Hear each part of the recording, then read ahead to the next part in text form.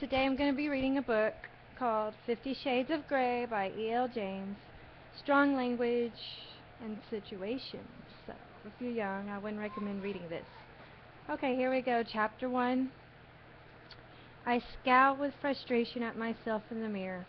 Damn my hair, it just won't behave, and damn Catherine Kavanaugh for being ill and subjecting me to this ordeal. I should be studying for my final exams, which are next week. Yet, here I am trying to brush my hair into submission. I must not sleep with it wet. I must not sleep with it wet. Reciting this mantra several times, I attempt once more to bring it under control with the brush. I roll my eyes in exasperation and gaze at the pale brown-haired girl with blue eyes too big for her face, staring back at me, and give up. My only option is to restrain my wayward hair in a ponytail and hope that I look semi-presentable. Kate is my roommate, and she has chosen today of all days to succumb to the flu. Therefore, she cannot attend the interview she'd arranged to do with some mega-industrialist tycoon I've never heard of for the student newspaper. So I have volunteered. I have final exams to cram for, one essay to finish, and I'm supposed to be working this afternoon. But no, today I have to drive 165 miles to downtown Seattle in order to meet with the enigmatic CEO of Gray Enterprises Holdings Inc. As an exceptional entrepreneur and major benefactor of our university, his time is extraordinarily precious, much more precious than mine. But he has granted Kate an interview, a real coup, she tells. Hold on, it went black. Sorry, my screen went black on the thing.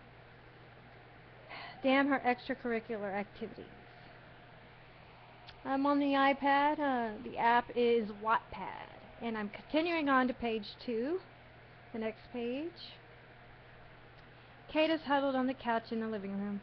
Anna, I'm sorry. It took me 9 months to get this interview. It will take another 6 to reschedule, and we'll both have graduated by then. As the editor, I can't blow this off. Please. Kate begs me in her rasping, sore-throat voice. How does she do it? Even ill, she looks benign and gorgeous. Strawberry blonde hair in place and green eyes bright, although now red-rimmed and runny. I ignore my pang of unwelcome sympathy. Of course I'll go, Kate. You should get back to bed. Would you like some NyQuil or Tylenol? NyQuil, please. Here are the questions in my mini-disc recorder. Just press record here. Make notes. I'll transcribe it all. I know nothing about him, I murmur. Oh, my fan almost fell down. Trying and failing to suppress my rising panic.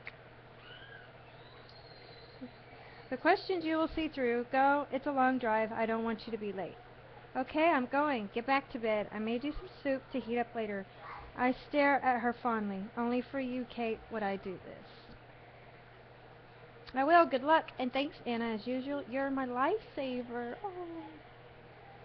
Okay, next page. We're going to the next page. Gathering my satchel, I smile wryly at her, then head out the door to the car. I cannot believe I have let Kate talk me into this. But then Kate could talk anyone into anything. She'll make an exceptional journalist. She's articulate, strong, persuasive, argumentative, beautiful, and she's my dearest, dearest friend. The roads are clear as I set off from Vancouver, Washington, toward Portland and the I-5. It's early, and I don't have to be in Seattle until 2 this afternoon. Fortunately, Kate's lent me her sporty Mercedes CLK. I'm not sure Wanda, my old VW Beetle, would make the journey in time. Oh, the Merce is a fun drive, and the miles slip away as I floor the pedal to the meadow. My destination is the headquarters of Mr. Gray's Global Enterprise. It's a huge 20-story office building, all curved glass and steel.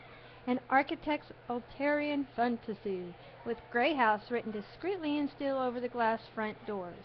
It's 1:45 when I arrive, greatly relieved that I'm not late as I walk into the enormous and frankly intimidating glass, steel, and white sandstone lobby. Behind the solid sandstone desk, a very attractive, long young woman smiles pleasantly at me. She's wearing the sharpest charcoal suit jacket and white shirt I have ever seen. She looks immaculate. I'm here to see Mr. Gray, Anastasia Steele for Catherine Kavanaugh.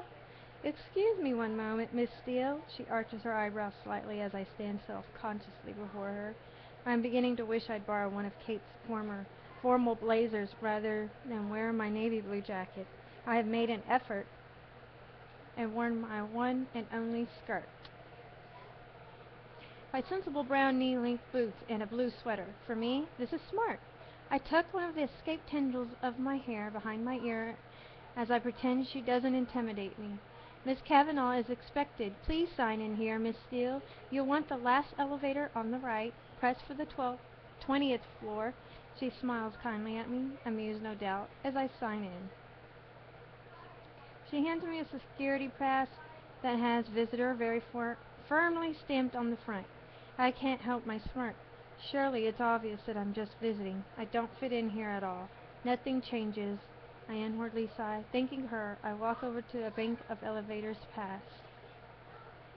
Pretty good? Chapter 7, it starts to get juicy, really. The two security men, who are both far more smartly dressed than I am in their well-cut black suits. The elevator whisks me with terminal velocity to the 20th floor. The doors slide open, and I'm in another large lobby. Again, all glass, steel, and white sandstone. I'm confronted by another desk of sandstone and another young blonde woman dressed impeccably in black and white who rises to greet me. Miss Steele, could you wait here, please? She points to a seated area of white leather chairs.